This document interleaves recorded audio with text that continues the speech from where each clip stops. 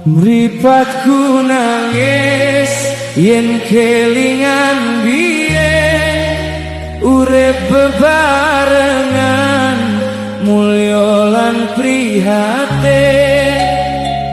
Wahai kabeh sedulur kandungku, ojo lali karo aku yo tunggalku.